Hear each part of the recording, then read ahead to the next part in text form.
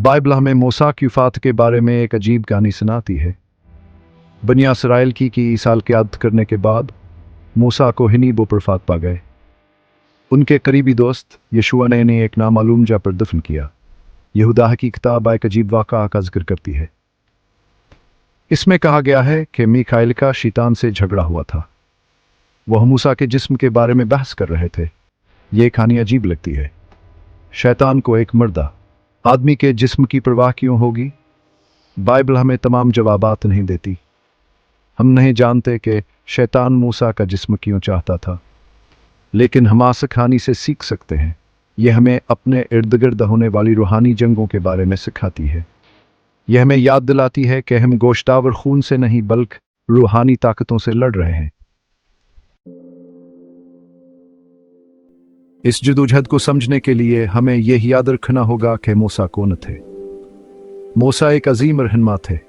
उन्होंने बनी इसराइल को मस्र की गुलामी से निकाला। उन्होंने कोह सीना पर 10 अहकामात वसूल किए।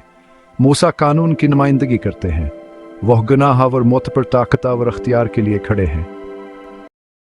मूसा एक अहम शख्सियत है। नए अहदनामे में इनका जिक्र मुतअद्दिद बार किया गया है। ईसा ने खुद फरमाया कि वह इस कानून को पूरा करने आए हैं जो मूसा पहाड़ से लाए थे। लिहाजा मूसा के जिस्म पर शैतान की ख्वाहिश मंसूबे पर हमला थी। शैतान, जिसे इब्लीस भी कहा जाता है, अल्लाह व उसके लोगों का दुश्मन है। वह चोरी करना, मारना और तबाह करना चाहता है।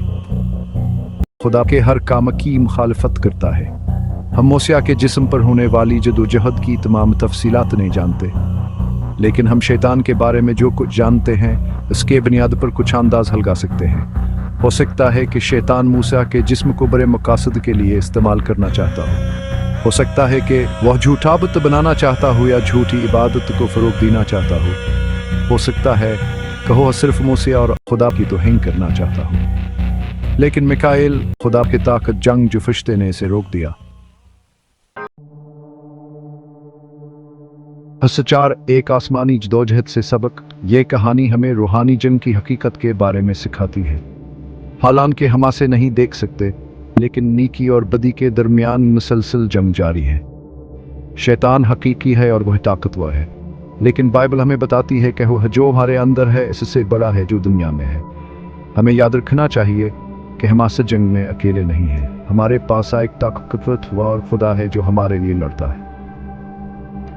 हमारे पास हज़रत मीकाएल जैसे फरिश्ते भी हैं जो हमारी तरफ से लड़ते हैं। ये कहानी हमें मुकम्मल हथियार पहनने की तरगीब देती है ताकि हम शैतान के मंसूबों के खिलाफ डटे रह सकें। हिस्सा 5, हमारी जारी रूहानी जंग। उस कहानी के आज हमारे लिए मुज़मरात हैं। हो सकता है कि हम जिस्मानी जिस्मों के लिए नहीं लड़ रहे हों, लेकिन हम एक रूहानी जंग में हैं। हम अपने दिमागों, अपने दिलों और अपनी जानों के लिए जंग में हैं। शैतान चाहता है कि हम खुदा पर शक करें, उसके कलाम की नाफरमानी करें और खौफ में ज़िंदगी गुजारें, लेकिन हमें उसके झूठ के सामने हथियार नहीं डालने हैं। हम खुदा पर भरोसा करने, हम इसके कलाम की अताअत करने और फतह में ज़िंदगी गुजारने का इंतखाब कर सकते हैं। हम शैतान का मुकाबला कर सकते हैं और वो हमारे पास से भाग जाएगा। मूसा के जिस्म की कहानी हमें याद दिलाती है कि मौत में भी मसीह हमें फतह है। हम उम्मीद के साथ जिंदगी गुजार सकते हैं, ये जानते हुए कि हमारा खुदा रासिस दुश्मन से बड़ा है जिसका हम सामना करते हैं। If you love God and His work, please subscribe to the channel, like the video, and comment Amen.